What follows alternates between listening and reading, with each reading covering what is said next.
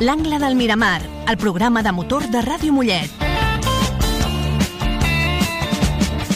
Conduït i presentat per Álvaro Rodríguez, Eva Utrero i Àlex Bermúdez. Molt bona tarda, dia o nit, amants del motor. Això és l'Angle del Miramar, en directe des de Ràdio Mollet. Jo soc Álvaro Rodríguez i al meu costat m'acompanyen, ara sí, com de costum, Eva Utrero. Molt bona tarda, Eva. Molt bona tarda, Álvaro. I Àlex Bermúdez, a la meva dreta. Molt bona tarda, Álvaro, i també Eva. Molt bona tarda, Àlex. Molt bona tarda a tots. També ens acompanyen, com sempre, l'Ivan Núñez i l'Eric Nogales, els nostres tècnics, la base per aquest programa, per sobre de nosaltres, perquè no seria possible. Que ens donen veu, perquè si volen ens tallen el micro. Exacte, de fet, ara mateix, clicant un botó, això s'acaba. S'acaba l'Angle de Miramar. Bé, en un dilluns en el que comencem el nostre programa número 31, després d'un cap de setmana on han passat moltes coses, ha estat l'Spanish Power Weekend, perquè hem tingut moltíssimes victòries espanyoles, no faré més spoilers, i bé, un cap de setmana que, bueno, Eva, tu què ens explicaràs? Algo interessant dins del món de les dues rodes? Primer no parlem del Barça? Sí, això no anava així? Me'n vaig una setmana ja a canviar les coses? Ara bé. Bueno, sobre les dues rodes, per fi ha arribat el moment que tant esperàvem. Després de mesos d'espera, el Mundial de MotoGP ha donat el tret de sortida a una nova temporada. I on ho ha fet? On ho ha fet? Al circuit internacional Chang, a Tailàndia, al Buriram, que li agrada mencionar a l'Àlvaro perquè és el lloc on està. Aquest és el primer gran premi que ens ha deixat emocions fortes en totes les categories, amb debutants, sobretot a Moto3 ja vaig parlar d'Álvaro Carpe, lluites ajustades, caigudes inesperades i sobretot molta acció.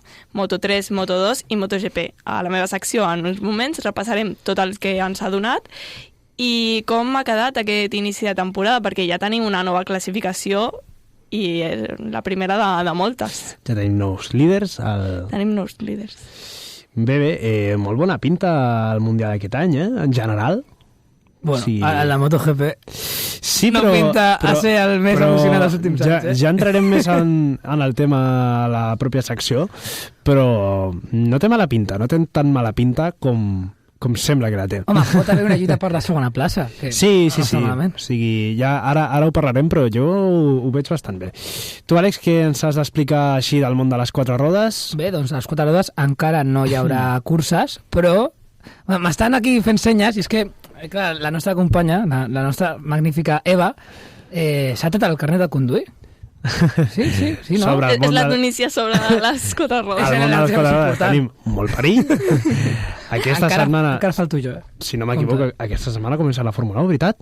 No. No? Ui, quin desastre. I la setmana vinent tampoc. Tampoc? Comença el dia 15 de març. Bueno. Aquest cap de setmana tindrem un programa la setmana que ve en el que farem prèvia. El que sí que hem tingut aquesta setmana passada van ser tests de pretemporada, els més oberts, crec jo, de la història recent de la Fórmula 1. Crec que és l'únic any en el qual no podem dir més o menys a grandes rasgos quins són els grans equips que poden lluitar pel títol. Sí que podem dir que hi ha un clar favorit, després ho direm, i només tenim dues certeses: l'equip més ràpid, a priori, i l'equip més lent. Tota la resta de combinacions tenim dubtes, i això crec que és bo per aquest esport i pot donar un any molt emocionant. Sembla que a punt de canviar la normativa tindrem un any emocionant o amb una mica d'intriga pel que fa el Mundial, pel que fa la lluita pel Mundial. Bé, a banda del món de la Fórmula 1, també hem tingut curses de les categories minoritzades i també hem tingut curses de quilòmetre zero, curses al circuit de Catalunya, a porta tancada, sense sortir als calendaris, sense sortir a ninguna part. Jo vaig arribar a YouTube el dissabte i em vaig trobar una retransmissió de la Porsche Challenge del sud d'Europa i casualment estaven corrent al circuit i a sobre se sentia. Sí que és veritat. Per tant, doncs estan corrent aquí i ningú s'ha enterat. Però ni tan sols ho diuen a Twitter. Esdeveniment superprivat. Jo he trobat les classificacions i ara ho repassarem dins de la categoria curses quilòmetre zero. A les categories minoritzades hem tingut moltíssima acció a pista, moltíssimes victòries espanyoles i, bueno, espanyoles i, de fet, catalanes. I una bastant especial per... I una ballassana, de fet. Dues especials per nosaltres, especials. si ho mirem així, sí. Bueno, al món dels ral·lis també hem tingut victòria barcelonina, un cap de setmana rodó. Guanya tothom menys el Madrid. Exactament, és el que anava a dir. L'únic que no guanya. Un cap de setmana fantàstic, ha perdut el Madrid, ha guanyat el Barça, el València ha empatat. Va empatar amb un golaç a l'últim minut. Quin golaç del látigo de... Omar Sadik. El látigo de Kaduna. Omar Sadik, que nivell Rafinha, Balón de Oro? Bueno, encara no. Hem de dir que porta més gols ja al València que al seu equip original, que és la Real Societat. Només 9 partits ja té bastants gols. Sí. Comentar ara que parlem de futbol. Aquest matí m'he trobat a Barcelona el comentarista de Zon, Miguel Ángel Román. Millor comentarista de futbol en els Tocó en Hugo Duro. I un comentarista que, bueno, els que ens dediquem a aquest món, o als que ens agrada el món del periodisme esportiu, un referent absolut. I superrecomanables els seus vídeos tant a Twitch com a YouTube. El seu canal de YouTube és el millor canal que hi ha de periodisme ara mateix a Espanya. De fet, en els 2 minuts que hem pogut parlar li he dit això, que els seus vídeos són fantàstics i res. I que gràcies per mencionar-nos quan van agafar les... Sí, bueno, ell no porta el rol de... Per una abraçada a tot el món des d'aquí. Però res, li enviem unes salutacions i una abraçada enorme a Miguel Ángel Román. Sí, ja has parlat tu amb Miguel Ángel Román, jo amb Izaskun Ruiz. Àlex, amb qui vols parlar? Vaig parlar amb Pedro de la Rosa fa uns quants anys. Me'l vaig trobar a un Fan Village, però m'agradaria Lobato, ja per fer el trio de comentaristes. Bueno, el Mario també ha treballat a la zona, el xèrif, l'alcalde del pueblo. Nostre, si això fos els comentaristes de Dazón Fórmula 1, qui seria cadascú? Ui, complicat, de dir. Jo crec que seria Cuquerella. Home, jo seria Lobato. Jo soy muy lobatista. Pedro de la Rosa, en sèrio? Sí, sembla que sí. Bé, no sé si voleu comentar alguna coseta més. Tenim seccions... Bueno, tenim una secció superextensa avui, que serà la de les motos, i jo crec que ara ja estem en el moment de donar-li les claus del programa a la Eva. Poden ser de cotxe, que ja el puc portar també. Exacte, ella portarà el safety car. I res, anem directament a les seccions. Comencem amb Sobre les dues rodes per Eva Utrero.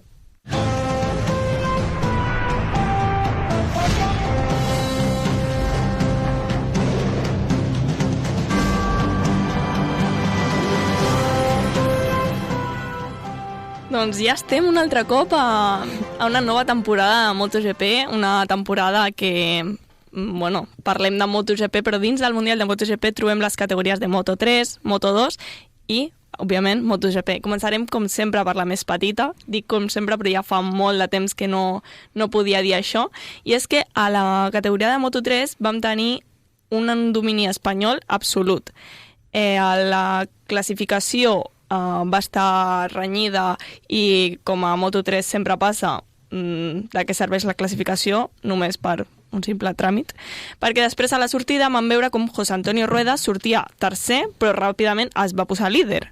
No va servir de res aquest cronometratge, perquè en uns metres el José Antonio Rueda ja tenia la primera posició. Minuts després va sortir una bandera groga per les caigudes de em perdonareu, perquè encara no em sé els noms de tots els pilots de Moto3, perquè Buchanan, jo és que no sé pronunciar la meitat de noms que hi ha aquest any a Moto3. Puc intentar? Buchanan. Buchanan, sí. Buchanan, però... Sí, d'on és? Pues no tengo ni idea. Bueno, de moment. Muy mal.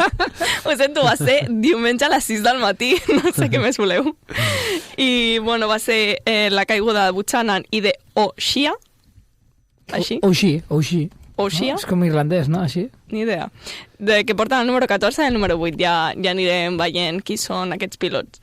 Va ser una cursa marcada per les caigudes. Va haver 12 caigudes i entre elles van estar la de David Muñoz. David Muñoz va guanyar 8 posicions en 3 voltes, però després va tenir un toc amb Luca Luneta. La valia una miqueta, no? Perquè vaig estar llegint que... Va desplaçar Luca Luneta, ell va caure després, bueno, li van posar una sanció per per aquesta extracció de pista de l'Uneta. Per conducció irresponsable, li van posar una doble long lap, però quan l'Anna va fer, va caure i tothom deia que aixequi la moto i la faci perquè se l'emportarà a Argentina, que és el pròxim Gran Premi.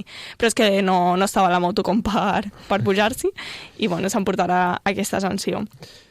Per una altra banda, tenim a 12 voltes del final teníem el José Antonio Rueda, que encara continuava líder, una cosa molt curiosa a Moto3, que és que el líder que ha començat segueix al final, i molts problemes per més pilots, Odavir, Perrone, Carraro... Bueno, ens anirem acostumant a mirar que avanci l'any, però ara mateix sí que són noms una mica nous per nosaltres, sí. Bueno, per tothom. Buarsi, Furusato sí que el coneixem, Yamanaka també va tenir problemes, Piqueras, Kelso, són pilots que ja són experimentats, però també van tenir problemes com... Denis Foggia, que ha tornat a Moto3. El meu pare va dir, però todavía tiene edad de estar aquí. Serà el nou Jaume Macià. A partir d'ara serà... Sí. La veritat és que... Sí. Que tampoc va tenir una molt bona cursa, però sí que és veritat que amb el cos a cos, ara mateix... Home, hi ha uns quants que s'hi pot treure com 10 anys pràcticament, o sigui... Sí. A bastants. I, bueno, la classificació final va ser... La victòria va ser pel José Antonio Rueda, segon va estar l'Álvaro Carpe, que jo vaig parlar molt d'ell la setmana passada, i és que va ser la seva primera podi al Mundial i va ser la seva primera intervenció com a pilot, no wildcard, perquè va fer una wildcard l'any passat a l'últim Gran Premi, però a la seva primera cita mundialista al podi a la segona posició. En tercer lloc va estar Pitito Fernández, Adrián Fernández, i ja després d'ell, Yamanaka, ja teníem a tots els pilots. Espectacular triplet també al podi, Que domini espanyol. No estem molt acostumats a veure a Moto3, ja que hi ha com bastants italians i de més, però molt bé, molt bé. Després de la cursa teníem el José Antonio Rueda, que parlava de que havia estat una victòria treballada i es sentia fort. David Muñoz, la seva caiguda li va impedir lluitar pel podi, i l'Álvaro Carpe, que en la seva primera cursa mundialista havia pogut aconseguir el podi. Passem ja a la categoria de Moto2, on teníem una sortida en la que Vietti, que sortia segon, tenia una gran sortida i es posava primer, però després d'això, Manu González, el gran Manu González, que recordo que a l'Albert també li agrada molt com a pilot, Manu Gas, li nomenen el capitán d'Andalucía. Però si és de Madrid. En sèrio? Sí. Estic parlant de Marcos Ramírez? Segurament. Vale. Marco Ramírez, pilot de Conil de la Frontera, que de fet té un circuitàs de karting allà a Conil de la Frontera, i bé, un pilot que porta ja bastants anys, va estar en el projecte també Augusta i que no acaba de funcionar, després has passat per uns quants equips i bueno, esperem que llavors el pilot que t'agradava tant era Manu González o era Marco Ramírez i m'estic confonent? A mi m'ha agradat sempre Aron Canet. No, aquest ja sabem. Sí, la teva valencianisme. Amb Manu González sí que tinc certa relació a través de coneguts. El meu amic Sergio Belenguer, que porta la ESB Media, que és una agència que porta xarxes socials de pilots de karting, té molta relació amb Manu González. Potser anava per aquí, algun cop que hem pogut parlar. Sí, i d'aquí ve doncs, aquesta petita relació. Ja sabeu que tothom està connectat amb tothom a través de 6 persones. Jo, en el cas de Manu González, estic connectat per una o dues. Molt fort. Però ve d'aquí, sí. El Manu González va mantenir la seva posició després de sortir des de la pole, perquè la gran sortida de Vietti es va quedar en ser una gran sortida i no la va poder allargar. Vam tenir incidents i penalitzacions. Ja des d'un primer moment a la sortida va haver jump start, que és això de que s'avancen a la sortida el Darren Binder i l'Ethan Guevara, i van tenir cadascú una doble long lap. Després, durant la cursa, va haver-hi un toc entre Vietti i Agius a la lluita per la segona posició, i Vietti no va poder acabar la cursa, Va caure. va caure, i Senna Agius va rebre una penalització de long lap. Volies dir alguna cosa? No, bueno, con la caiguda de Vietti em sembla destacar. Res més. Què et passa amb Vietti? No, que és un moment destacable de la cursa, res més. Quants anys porta Vietti a Moto2? És que... Masses. És que això a Com mi Denis sempre em Foig a passa. Moto3. Bueno, la Foig ja crec que ja és sagnant, però a mi em passa que quan ja veig un pilot per quart any en una categoria inferior, per mi ja se li acaba el crèdit. No sé si ho veieu igual, però... Tret d'Aaron Canet. És que és el que anava a dir. No és tampoc tan Bueno, major, no? no entrem amb això, sisplau. Últimes voltes i final de la cursa, vam tenir una gran batalla per la tercera posició entre Ogura i Agius, I Senna Agius, sí. i Manu González va dominar fins al final i va guanyar amb un marge de 2,6 segons. La classificació va quedar el Manu González com a primer classificat, l'Aaron Canet com a segon i com a tercer Senna Agius. I ara viene donde la matan. Ara vindran de la maten. Ara arribem a MotoGP, repassat ara Moto2 i Moto3. Bé, MotoGP, si havíem tingut un domini espanyol en la resta de categories, jo crec que a MotoGP no ha estat menys. Per qui no ho sàpiga encara no ho direm, però algun espanyol li ha anat bé A més d'un, de fet. Fins i tot ho podríem dir en plural. Sí, i que tenen el mateix cognom, es pot dir ja? No El primer i segon. Sí. És que ja no podem dir això, ja sap, perquè els Espargaró ja no són. És veritat. És que... Bueno, encara no que Aleix i Jorge Martín ja no poden ser, llavors tampoc. Jo crec que haurem de començar des dels entrenaments lliures. Primer i segon, Márquez. Márquez. Segons entrenaments, Márquez. Classificació, Márquez. Els llibres van ser... Els dos llibres també van ser. Ostres, això no me'n recordava. Total Domination. No, eren els dos principals. A l'esprint, Márquez, i a la cursa... Anem amb la cursa. Vam tenir, a l'esprint, per mencionar, vam tenir els dos Márquez en primer i segon lloc i com a tercer, Pecco Bagnaia. Concretament, Marc a la pole i Àlex al segon. Sí. I anem cap a la cursa. La cursa de... La primera cursa del Mundial, Tailàndia. Sortida. Una gran sortida de Marc Márquez. Qui se l'esperava? Jo. Bueno, no crec que siguis la pionera d'això tampoc, Ja, bueno, però de vegades dic, que jo m'ho esperava i menys mal, perquè a les 9 del matí que m'havia... Ja no sabia com posar-me per no dormir-me després de la carrera de... Vas llevar-te per veure des de Moto3. Sí. Déu-n'hi-do. Parlem del diumenge o del dissabte, parlem, no? El diumenge. Parlem del diumenge. Ah, però no estan parlant de l'esprint? Jo ara m'he... Ja hem tancat l'esprint. Joder, però si no hem dit res de l'esprint. A l'esprint no va passar res. Literal, no va passar res a l'esprint. Tenim ja els resultats i primer diré els moments claus. Marc Márquez va sortir molt bé. Darrere seu estava el seu germà i el Pecco, que van tenir un toc a l'inici, però Àlex es va col·locar quart darrere de Ogura, però en uns moments ja va poder situar-se... A la mateixa volta. Ja va creuar la línia de quadres per primer cop ja en segona posició. En segona posició, darrere del seu germà, i és allà quan passen unes voltes i jo crido. Semblava que era un monòleg de Marc Márquez, semblava que potser una tranquil·litat. li fotria 6 segons. També és un clàssic de Marc Márquez quan estava a la Honda, agafar, començar líder, volta. No soltava el liderat, Ja ni l'enfocaven a la tele, començaven a enfocar la resta i de sobte canvi de càmera de Márquez, moto volcada. I ja deia, malament. No va ser moto volcada, menys mal, però sí que és veritat que jo em vaig despertar de cop, vaig cridar i vaig dir, què hace Marc?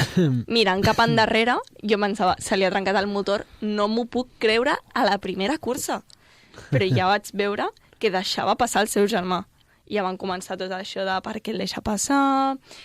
Hem de dir que xapó per Pablo Jonarena, que ho va veure fins i tot abans que Pedrosa. Sí. I ja només quan ho va dir... Jo crec que fins i tot abans que Márquez, Sí, ho va tenir molt clar. Això li va passar Jonarena a va estar superàgil ahir. Sí. Com de costum, però ahir amb aquest apunt va estar genial. I el que passava era que Marc Márquez no tenia dins de les mesures permeses, la pressió del pneumàtic davanter. Llavors necessitava estar darrere d'algú per pujar aquesta pressió, perquè l'aire calent doncs, fa que pugi la pressió i així poder estar dintre de les mesures permeses i que no li passés com ja li va passar l'any passat als Països Baixos, que li van sancionar amb 16 segons. I pues, no tenia tants segons com per deixar-li al seu germà, sinó que tenia només 1,6, perdó. Marc Márquez, que es coneix la llei de Boyle-Marriott, es va adonar que ha augmentat la temperatura, també posava la pressió i res, ho va aplicar i li va funcionar. Sí, un Marc Márquez que pensa també com a mecànic. Jo el veig un pilot molt complet. Serà que té 8 mundials? No sé. No, que diuen que no sap desenvolupar les motos. A Twitter diuen que... Sí, però ja toca el tema aquest de les pressions s'ha de tancar ja. És una barrabassa. Especialment més de la FIA que de la FIMA. És ridícul, és ridícul. Vam tenir també com Morbidelli estem tots fastidiats de la garganta, de la gola, perdó. Jo també estic... Sí, et veig amb els carmels. Sí, estic a base de Juanolas i estem aguantant com es pot. Continuem amb MotoGP.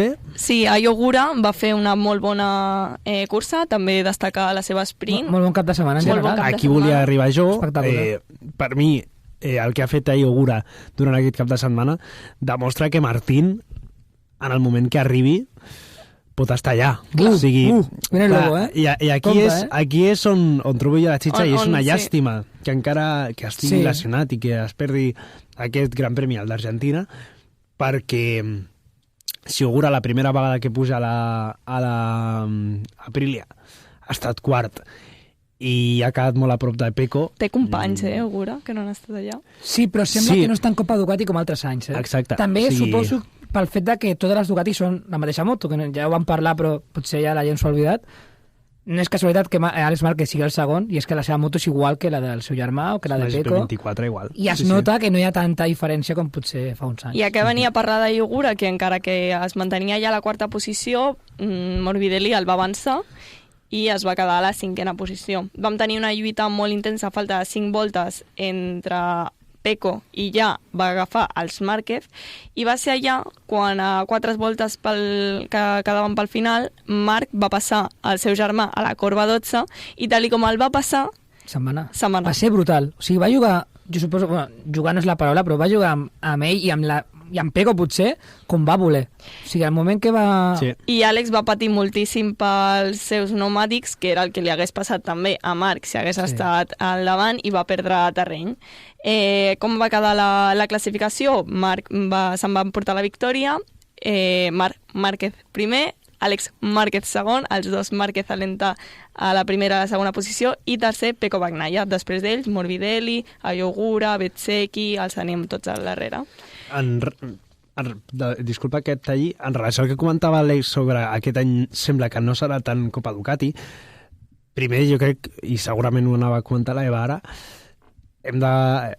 s'ha de dir que Yamaha i Honda estan molt més endavant Honda és molt bona evolució la que ha fet Honda també. I de fet, no sé si ara tens pensat repassar els resultats generals, però la segona Ducati era una satèl·lite, la primera Aprilia era una satèl·lite, la primera Honda era una satèl·lite i la primera Yamaha era també una satèl·lite. La segona KTM també era satèl·lite, és a dir, les úniques dues marques que han tingut com a primera moto una moto oficial han estat Ducati i KTM. Aquí ja però és que si no està Márquez a Ducati, si no està Marc Márquez a la Ducati oficial, hauria estat Àlex Márquez. Això també pot obrir un meló. I jo crec que hem de parlar molt bé també, a banda de la gran actuació d'Ogura, el gran treball que fa l'equip Pramac a l'hora de posar a punt les motos, perquè com han començat, o sigui, l'equip oficial de Yamaha està molt avall a la classificació. Ens pot recordar les posicions on van acabar Rins i Quartararo, Eva? Rins va acabar a la 17ª posició. No van sortir a la tele en cap moment, crec jo. Sí, Quartararo va acabar... aquest és Di Gian Antonio. Quartararo va acabar 15è, va agafar un punt, i Jack Miller va acabar 11è, després de també un favor per part de Fabio Di Gianantonio, que el va fotre fora de pista i va fer que li avancés tant Fabio Di Gianantonio com Enea Bastianini. En tot cas, s'hauria acabat, en el millor dels casos, en novena posició el pilot australià, però Déu-n'hi-do en Pramac. O sigui, primer any sense Ducati i són la millor Yamaha. O sigui, Sí. el primer gran premi que toca la Yamaha ja van millor que les Yamaha oficials. que les Yamaha oficials, i jo crec que això s'ha de destacar. Parlant de Honda també, vam tenir entre cometes, veiem bones sensacions pel Joan Mir, Sí, en general, però no van acabar bé. sí, una llàstima, una caiguda de Va Joan Mir. perdre Sí, la roda davantera, el tren sí, delantero, sí. el tren davanter a la última corba va caure, bueno, no era l'última volta, però bé, una llàstima quan estava rodant en setena posició. Sí, sí. I l'esprint va ser novè, o sigui que havia una posició molt bona. Parla Aquí va també- aparèixer... De Pedro Costa. També hem de parlar de Pedro Costa. Abans d'atacar el tema Honda, comentar que Johan Zarco va fer setè amb aquesta Honda. Bones sensacions en general. O sigui, Sembla que hi ha igual, menys pel títol, sembla que jo... Sé que això és molt aviat per dir, però jo crec que el títol, si no passa res, està més o menys clar, però sembla que hi ha més igualtat per la zona alta, mitja de la taula. Que això potser abans no ho podíem dir. Això totalment. I jo crec que les japoneses amb les concessions al final arribaran. La marca que pitjor moto té aquest any, sens dubte, és KTM. Sí, sí, sí. I aquí obrim el meló de Pedro Acosta. Què ha passat amb Pedro Costa? Pedro Acosta va caure. Va reanudar la seva cursa, però va caure. Aviam si li passa, com deia Casey Stoner a Valentino Rossi. La ambició supera tu talento. Exactament. La frase mítica de la història de MotoGP, crec que Exactament. Jo veig a Pedro Acosta molt ambiciós i bé, s'ha demostrat que massa, perquè la caiguda que va tenir l'altre dia no va ser per una qüestió o sigui, no va ser una errada, va ser d'arribar al límit del pneumàtic, de passar-se de frenada. No, el que li ha passat tants cops ja l'any passat amb la Gas Sí. i bé, sembla que aquest any no serà molt diferent. També és veritat que potser el fet d'exprimir al límit una moto que potser és pitjor que l'any passat, doncs també li juguen a la seva contra. Sí. Anaves a comentar, Eva? No, de Pedro Acosta... És que no... És això de no saps què dir perquè no... Bé, tampoc l'hem de veure més curses a veure... És això, no et jutjarem per una cursa. No, un no, error. no, o sigui, jo crec I que... KTM tampoc és que estigui fent resultats molt bons, o sigui que potser és la millor KTM amb diferència, com s'esperava, no? Anem ja amb les reaccions de la postcursa. Hem de dir que Marc Márquez ha igualat a Dani Pedrosa en victòries, en podis, en 112 podis. Quantes curses portava Márquez sense ser líder del Mundial? 93. 93 Sí, curses. Casualitat. No ho crec. I anem amb les declaracions que vam tenir al Parc Fermé. Bueno, això ja no és per fer-me. On deixen les motos. Bueno, això sí que és per fer-me. Sí, no? Sí. Pecco Bagnaia va dir, llegeixo, crec que Marc ha estat jugant amb els moviments durant tota la cursa. Ha estat jugant amb mi i amb tots. No podia acostar-me més a l'Àlex i tenia el cap a acabar segon i no ha pogut ser. Molt enfadat el Pecco dient que havia jugat Marc Márquez amb tots. Una mica contrariat, diria, fins i tot. Jo penso que encara no havia mesurat l'andada que se li va el comentarista de Zone, Pablo Jonarena, havia vist des del primer moment el que passava. El que no crec que ho hagués vist és Pecco Bagnaia, que semblava que no sabia el que passava. Sí. Averiguarem què passava dins d'uns 4 o 5 minutets quan tornem després de la nostra pausa. De seguida continuem parlant del Mundial de MotoGP. Per ara fem una petita pausa, un descans i de seguida tornem. Fins ara!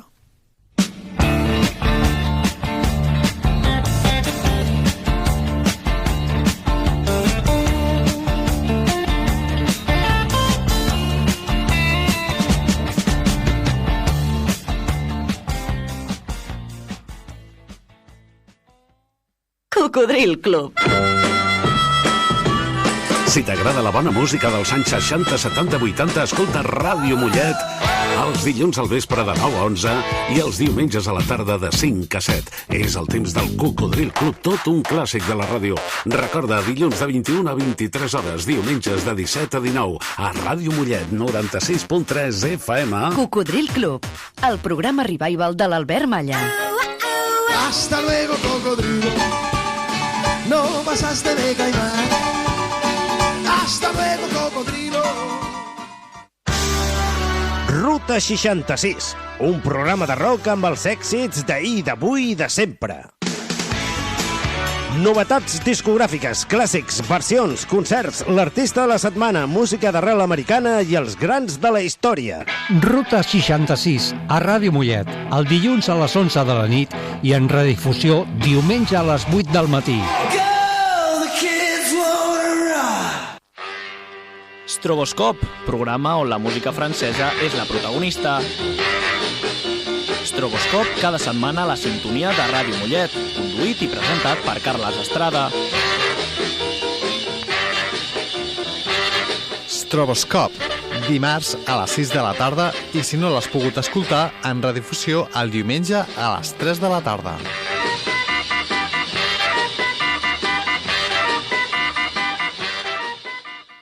El Club del Country. Bring home the teardrops and let's have a ball. Un programa que ha fet història. She's just a mile out of Memphis and I'm already out of my mind. Durant 60 minuts escoltaràs els èxits del moment i els grans clàssics de tota la vida. Des de 1987 som fidels a una manera d'entendre la música.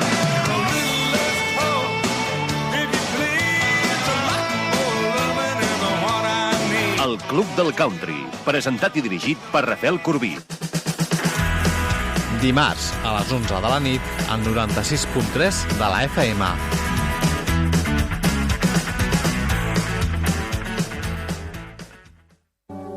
Andalucía, la que divierte, grabado a fuego lleva un puñal.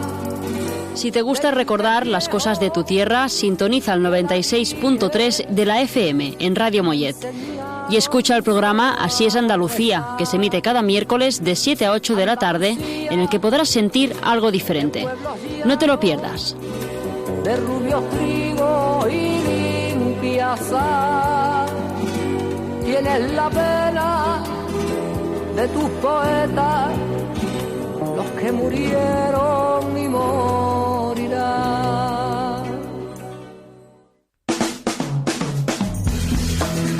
Cada dilluns, quan passen 5 minuts de les 6 de la tarda, comença el Tirant del Film edició Evolution. El programa de cinema on parlem de l'evolució del cinema des dels seus inicis fins a la darrera estrena. I si us va agradar, el podeu tornar a sentir els dimecres a les 4:30 de la tarda. Us espero al Tirant del Film edició Evolution.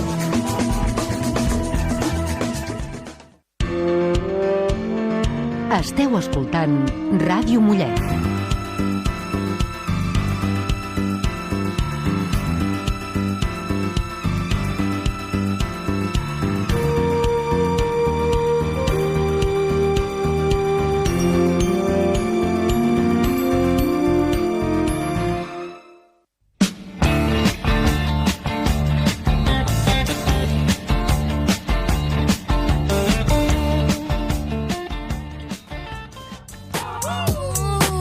Guess who's back, back again.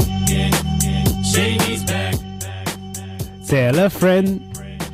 Guess who's back, guess who's back, guess who's back. Ens acaben de sorprendre els nostres tècnics amb aquesta intervenció d'Eminem al programa. La broma del Guess Who's Back quan tornem del descans ja ha arribat al seu punt més àlgid.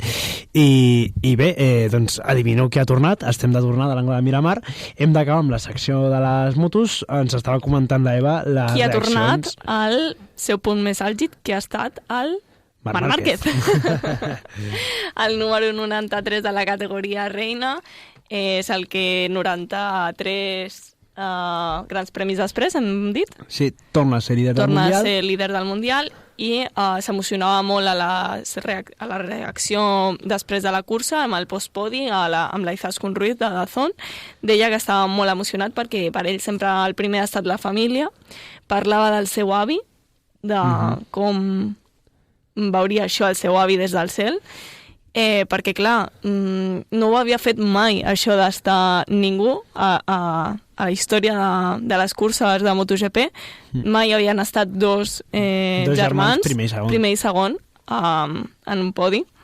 Li enviaven des del prepodi salutacions a la seva mare, als dos germans Márquez. Els hi deien... Mama, tranquil·la, estem bé. Mama, tranquil·la, estem bé. I és el que volia arribar, que també tenia aquí apuntat per dir, i és que un cop a sobre de la taula, de camí al podi, es parla en català. Exacte, molt ben fet. De fet, Peco Bagnaia crec que també parla una mica de català. Sí, va ser en el podi de l'esprint quan el Marc Márquez li va preguntar però ¿sabes alguna cosa de català? I va dir, una miqueta. Una miqueta. Sí. Bueno, és que de fet tots els pilots de motos saben parlar castellà més o menys. I la majoria parlen català perquè al final on està tot el tema de les motos, tot el tema dels cotxes, qualsevol carpa que entris del Campionat d'Espanya de karting es parla català. És que funcionen així les coses. Catalan Power. Bueno, el motor d'Espanya es parla català. El motor és ara després parlarem. Hem tingut victòria de Gil Membrado al primer Rally de Càceres de la temporada de Rallys de Terra. Què hem de dir? Si és que aquí és on es mou tot. L'últim a dir és que Peco un altre cop recalcava que Marc havia jugat amb tots i que ell ja sabia que... També Àlex deia que havia dubtat del seu germà, de si també estava jugant amb ell. Ja... Jo això... No et pots fiar. No sé si ho tindria una mica parlat, en el sentit de que si per qualsevol cosa Marc passava al darrere, aniria en compte amb ell, perquè tu imagina el que és... Jo crec que no tindríem parlat, no. No sé, jo el que veig és una formació entre els dos Márquez que pot estar per sobre del companyerisme d'equip dins de Ducati. Bueno, sí. O sigui, és el que em crida l'atenció aquí. També es veia amb el Parc Fermé quan Davide Tardozzi s'havia d'apropar amb el Márquez després de donar-li l'enhorabona i es tapava la boca amb la mà, així en plan partit de futbol, per dir-li alguna cosa com que semblava que baixés una mica aquestes pulsacions després de la victòria. Ell mesurava els aplaudiments que hi havia al podi en diferència entre els seus dos pilots de l'escuderia. Sí, no va dir l'escuderia, i ho dic. I és així com acabem aquesta secció, també parlant de que l'Àlex deia que no li havien marcat bé a la pissarra la distància amb el Peco, si no hagués estat més endavant, i amb una clara dominació del català a MotoGP.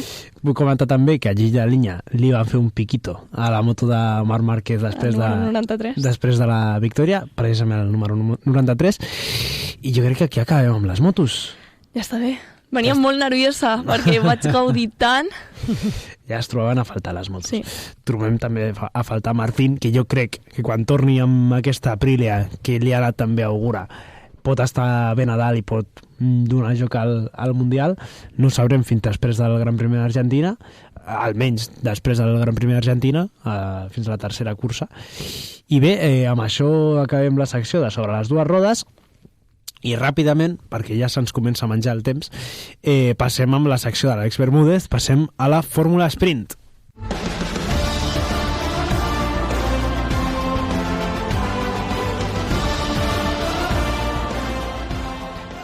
Bé, doncs anem ja amb la Fórmula 1. No hem tingut cursa encara, però sí que ja hem tingut acció a la pista i el que és més important, encara estem molt perduts del que podem veure al circuit d'Albert Park a Austràlia dins de concretament 12 dies, que és quan es baixarà el taló d'aquesta temporada 2025 de la Fórmula 1. I bé, ho deia abans, són els tests que ens deixen més dubtes en moltíssim temps. Jo crec que almenys a l'era híbrida mai hem tingut tants dubtes de quin serà l'ordre, la correlació de rendiments de cada equip. Sí que podem treure algunes conclusions, evidentment. Hi ha un equip que almenys en tant de llarga s'ha destapat moltíssim més que la resta i és McLaren. Sembla que la tendència serà una mica continuista en aquest sentit. En teoria el McLaren parteix com a teòric favorit de cara, de moment, al primer Gran Premi, ja veurem com avança la temporada, i sembla que l'equip Stake Sauber és el que tancarà la graella. Tota la resta de rendiments, de previsions són totalment una incògnita, i jo crec que això és molt, molt important, i més de cara al que tu parlaves, Álvaro, que l'any que ve doncs, canvien les normatives, una mica una llàstima que potser l'any més igualat i l'any que ve doncs canvi tot. Per què no ens estem quiets? No. És una pregunta, un dubte que tinc jo. Quan toques una cosa perquè vaya millor és quan menys potser cal que es toqui, no? Quan no toca. Una normativa que no ha funcionat bé mai i és un desastre de normativa en tots els anys, però quan ja s'ha estabilitzat doncs estate quieto. El que sí que esperem és que l'any que ve doncs, amb això que els cotxes són una mica més petits doncs hi hagi una mica més d'acció a pista. Sí, però Déu-n'hi-do, ja parlarem un dia de la normativa 2026 perquè tela. Bé, primer parlant d'aquesta normativa 2026, abans d'entrar amb els tests, comentar que avui ja Adrian Newey ja pot tocar l'Aston Martin d'aquest any i sobretot l'any que ve. O sigui, compte que això és una notícia molt important que afecta Alonso. Notícia molt important que afecta Alonso, i precisament amb el que comentem respecte a aquests tests on no se sap on estarà cadascú, jo crec que serà un any on el desenvolupament dels cotxes al llarg de la temporada serà molt important. Fins i tot sent un any de transició, final de normativa, que diguem-ne ja no s'inverteix en millorar els cotxes i tal, molt de compte, perquè si de cara al final d'any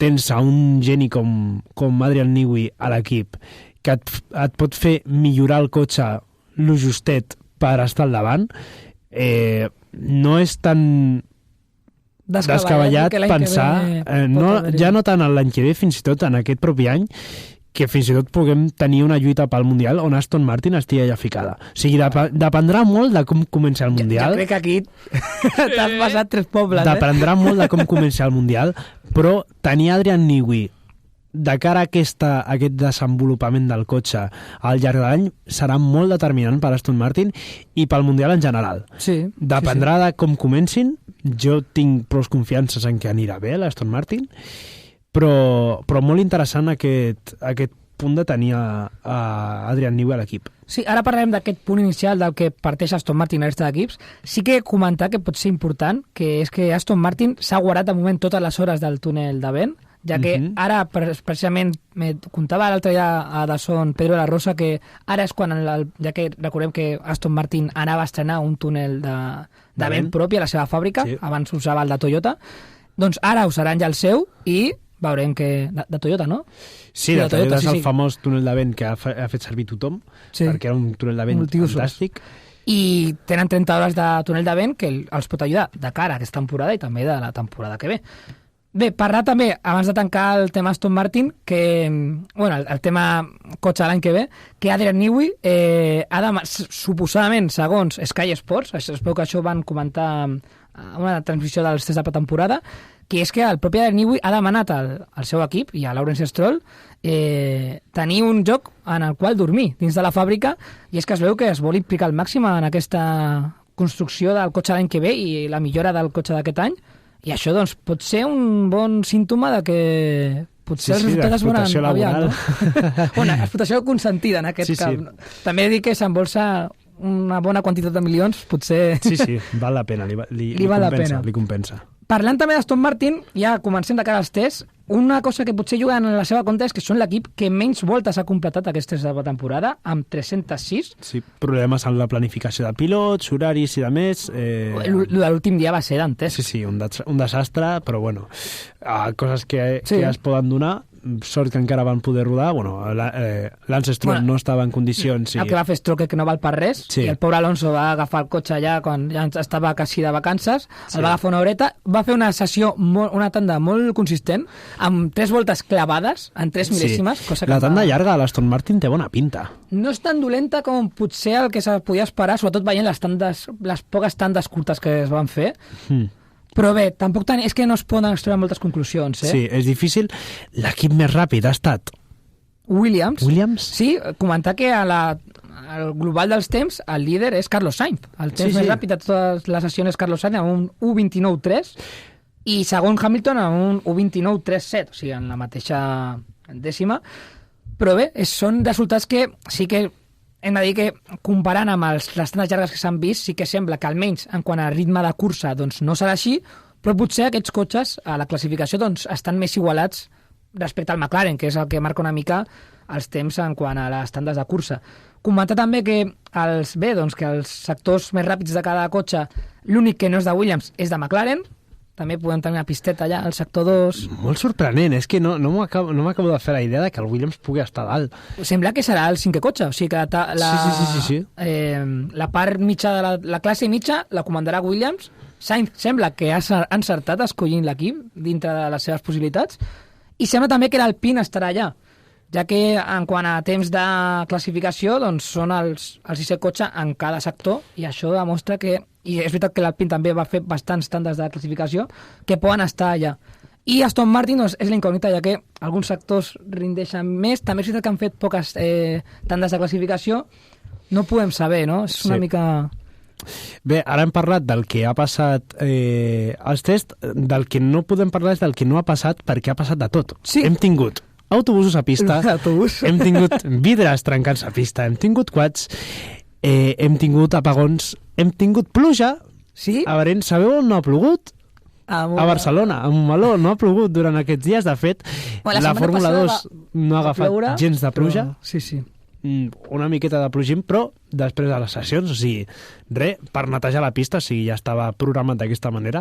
Ho va dictaminar Francesc Mauri, que plogués durant aquella tarda per netejar la pista, i res, que s'ho faci mirar. S'ha confirmat que els tests de 2026... S'ha filtrat. No s'ha confirmat, però sembla que l'any que ve, efectivament, tu ja ho havies deixat caure per aquí, que els tests seran a Montmeló. De la mateixa manera que es va fer el 2022, els primers tests almenys seran aquí, potser hi ha dos, no? Sí, sembla que seran 3 dies de test a un lloc i 3 a un altre. Lo normal seria, per estrenar cotxes i amb els canvis tan grans que hi ha, fer els primers tests aquí, el mateix que el 2022. Bueno, van dir que oberts al públic. S'està treballant en que siguin oberts al públic. Això es va dir almenys a Motor Time i Relevo, si no diu que també ho van... Nosaltres intentarem estar acreditats, lògicament, s'intentarà. Ojalà, esperem que sí. I bé, de la mateixa manera que hem estat sense acreditar els tests de Fórmula 2, doncs intentarem... No sé si que se't pot dir, però... Sí, bueno. Aquí estem. I bé, alguna coseta més de Fórmula 1, Àlex? Sí, bé, doncs que ja la setmana que ve, que serà la setmana prèvia a que comenci el Mundial, farem una porra més o menys del rendiment dels cotxes. Sí que sembla que a ritme de quali el Mercedes va molt bé. En quant a ritme de cursa ja no va tan bé aquest Mercedes. Veurem, perquè si hi ha alguna millora, el Mercedes pot ser un cotxe que pot aspirar al Mundial també, de la mateixa forma que ho deies pel tema Aston Martin, i jo crec que Red Bull i Ferrari són una autèntica incògnita. Sí. Perquè Lawson està molt tapat, però Verstappen, en la medida del possible, almenys en quant a temps de quali, sí que sembla que es deixa una miqueta... No funciona... Però en quant a temps de cursa, els temps de tanda llarga no són massa bons pel Red Bull, i veurem què tal, ja que aquest any pot ser una continuació encara més exagerada del que va ser al final de la temporada passada pel Verstappen, i ho pot passar malament. Un any d'incògnites, potser que el campió del món no sigui Verstappen, i... Home, jo veig que el favorit no és Verstappen aquest any. Sí, i qui és? No ho sabem. Bueno, jo crec que és el que va terminar segon l'any passat, però veurem, i és que si no aprofita les oportunitats, se li pot acabar el xollo. En general, els pilots de McLaren, perquè Piastri, per exemple, no va fer tampoc uns temps massa bons. Com sigui una jauria estil 2012, i McLaren no s'ho prengui en sèrio, com va fer l'any passat, ho tenen xungo, eh? S'ho van prendre en sèrio d'aquella manera. Sí. O sigui, si no prenen mides, ho tindran complicat. Bé, acabem ja amb Fórmula 1? La setmana que ve ja farem pronòstics a veure què podem esperar. Perfecte, doncs passem ràpidament a la meva secció, les categories minoritzades.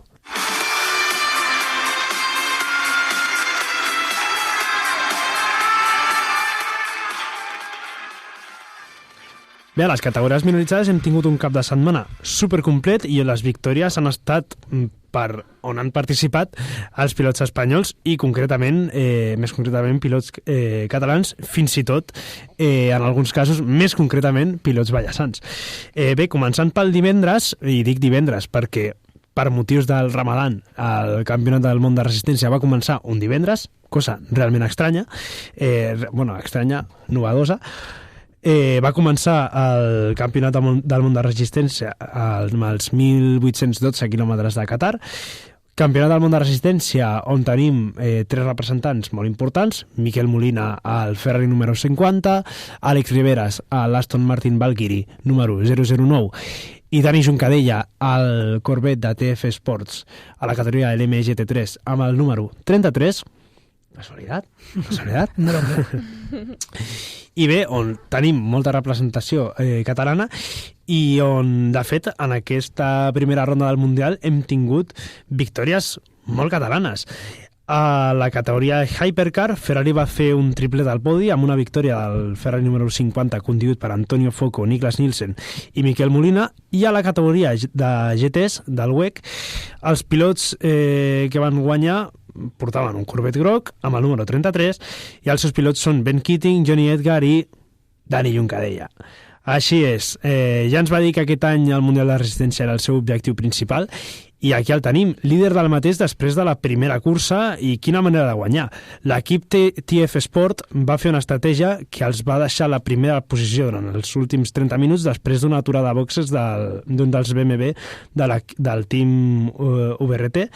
D'aquesta manera deixaven el Dani, líder d'aquesta cursa, pels últims moments dels 1.812 quilòmetres de Qatar, amb només un cotxe que li podia arrebatar aquesta victòria, que era el McLaren de l'equip United Autosport, conduït per Gregory Saucy, un pilot clàssic de la Fórmula 3 de la Freca.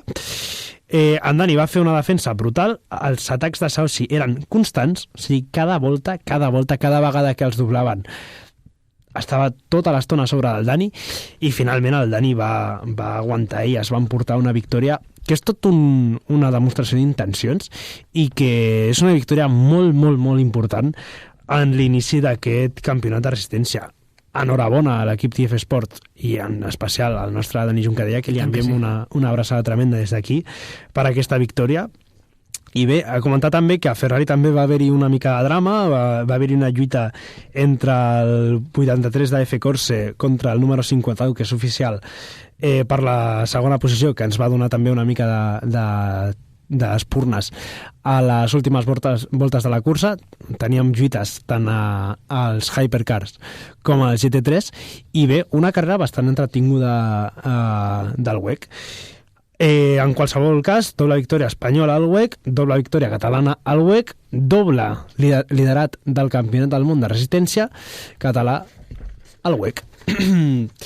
Continuant amb victòries catalanes, passem a la IndyCar, on la victòria, per ser més concrets, va ser pel Vallès Oriental. Vam tenir victòria d'Àlex Palou, el de Sant Antoni de Vilamajor, que va qualificar 8è el dissabte, i el diumenge va fer uns sprints simplement brutals, i amb només un període de bandera groga que realment no li va afectar massa a l'estratègia, va aconseguir quedar-se a la primera posició per les últimes 25 voltes. Semblava que seria fàcil, però al començar a trobar-se doblats, recordem que a la IndyCar els doblats no s'han de deixar doblar, no existeixen les banderes blaves allà, s'han d'avançar. Doncs bé, al trobar-se amb els doblats, Newgarden i Dixon es van posar sobre d'ell, i finalment, de nou, amb una molt bona acció defensiva, va aconseguir guanyar per primera vegada el circuit urbà de Sant Petersburg de Florida, no confondre amb Sant Petersburg de Rússia, no és el mateix. A Rússia no crec que tampoc es faci res ara mateix. I ara ja és líder de la IndyCar. Dani Juncadella i Àlex Palou, ministres de defensa d'Espanya, perquè el que van fer aquest cap de setmana va ser brutal. I bé, tenim líder del WEC a Hypercar i líder del WEC a LMGT3, líder de la IndyCar, i bé, on no van tenir victòria catalana ni espanyola va ser a la IndyNext, on Dennis Hauger va guanyar la primera cursa. Home, i ja passem... Ja serà complicat, Sí, ja massa complicat. Ho politgem tot ja, ostres. A la NASCAR vam tenir una cursa superentretinguda a Cota, i el guanyador va ser Christopher Bell. No és espanyol, coses que passen. A la NASCAR és una mica complicat fins que arribi Adrià Ferrer, que ja pugui monopolitzar totalment aquest domini espanyol, que ha estat al Mundial de Motos, al Mundial de Resistència, a la IndyCar, absolutament a tot. A la NASCAR, això, victòria de Christopher Bell, duel molt interessant pel final, també Christopher Bell es va voler afegir al Ministeri de Defensa, i ha comentat també la victòria del barceloní de 17 anys, Gil Membrado, al Rally de Cáceres, primera prova del Campionat d'Espanya de ral·lis a terra amb el seu Ford Fiesta Rally 2. I bé, sense entrar en posar la secció, comentar les curses quilòmetre zero, i és que aquest cap de setmana hem tingut curses de quilòmetre zero, a porta tancada, però de quilòmetre zero, al circuit de Catalunya. La Porsche Sprint Challenge del sud d'Europa ha visitat el circuit i ha decidit el campionat en aquesta pista. Aquesta Copa Porsche es divideix en dues divisions, la Club i l'Esport. A la divisió Club la victòria va ser per Angelo Fontana a les dues curses que es van disputar, i a la divisió Esport les victòries van ser per Ariel Levy a la cursa 1 i per Theo Berghaus a la cursa 2. El campionat, com diem, es va decidir aquí, però encara l'organitzador no ha publicat les classificacions oficials amb sancions, etc. i per tant encara no podem donar els guanyadors. Amb això acabem les categories minoritzades i les curses de quilòmetre zero, i ara passem a fer tema d'agenda. Li passo la pilota primer a la Eva perquè ens expliqui el que tenim en quant a motos. No tenim res. Poqueta cosa. Perquè el Gran Premi d'Argentina encara no hi és, i a la segona cita del round 2 de Superbikes no serà fins al final del mes, fins al final de març. Les Superbikes que van començar Down Under, com de costum, van començar a Austràlia. Mai defrauda les Superbikes, sempre comencen allà baix. En quant a la Fórmula 1, Àlex... Tampoc tenim res encara, i igual que les motos, doncs, ens hem d'anar fins al següent cap de setmana, el del 15 de març, que serà la primera cursa del Mundial a Austràlia. En quant a categories que molen, tenim la NASCAR, que correrà a Phoenix amb l'Xfinity, l'Arca i l'Arca Menard Series amb Adrián Ferrer, Race of Champions a Sydney, Superfórmula i Superfórmula Lights a Suzuka. Tindrem curses de quilòmetre zero amb la GT Prototype i Fórmula Winter Series aquí al circuit de Catalunya. I bé, amb això acabem. La setmana vinent, en el cap de setmana del 15-16 de març, sí que tindrem moltes coses. És quan comença la Fórmula 1, com a, diguem-ne, esdeveniment minoritari durant aquest cap de setmana. Començarà, i aquest sí que és el plat fort del cap de setmana, el campionat de la Comunitat Valenciana de karting. Ostres! Que és realment el plat fort del cap de setmana, i jo crec que es menjarà durant aquest programa els minuts que tindrà la Fórmula 1. Tenim un Barça Atlètic, un Atlètic Barça també. Atlètic de Madrid-Barça, compta. El cap de setmana del 15-16 també tenim motos, Eva, oi? Argentina. I ara sí que comença la xitxa en el món del motor, sí que començarem a tenir moltíssim contingut a comentar, i serà quan ens comencem a barallar aquí a l'Angle de Miramar. La setmana que ve jo crec que estaria bé, ja que no tenim curses, fer com una mica de pronòstics bons sobre el que pot passar tant a motos com a cotxes. Ja que encara no hem fet una prèvia bona en plan de porra de MotoGP així extensa, podríem fer-ho la setmana que ve. No vau voler. Sí, hem tingut uns programes una mica complicats. Problemes d'agenda, és que si no faltaves tu, faltava jo, era complicat. Sí. Però bé, segur que ho podem fer. I la setmana vinent doncs, tindrem aquest pla. Ens haurem de buscar la vida per omplir aquesta hora de programa, perquè quan no hi ha coses no costa costarà, una miqueta. Jo podem parlar bé de però... Fórmula 1, puc portar una bona... Sí, tenim notícies cada dia. I bé, doncs, amb això acabem el programa número 31 de l'Angle de Miramar. Alguna cosa més a comentar, Eva? Poqueta cosa més. Li desitgem una recuperació ràpida al Jorge Martín. Àlex, anaves a comentar? Que estem en setmana de Champions, o sigui que no hi ha motor, però demà hi ha Champions. Real Madrid, Atlético de Madrid, compta amb aquest partit. Barça-Benfica. Bueno, Benfica-Barça, dimecres. I la setmana vinent, en l'ordre contrari tant de dies com d'equips, doncs... Demà quina hora? Serà més tranquil aquest partit contra el Benfica? Quin, el de demà? Jo crec que el de demà és més complicat, Però com a espectador neutral, neutral d'aquella manera, ho gaudirem bastant. Neutral d'aquella manera. Doncs amb això acabem aquest programa número 31 de l'Angle de Miramar. Moltíssimes gràcies per escoltar-nos. I bé, adéu, fins la setmana vinent. Adéu.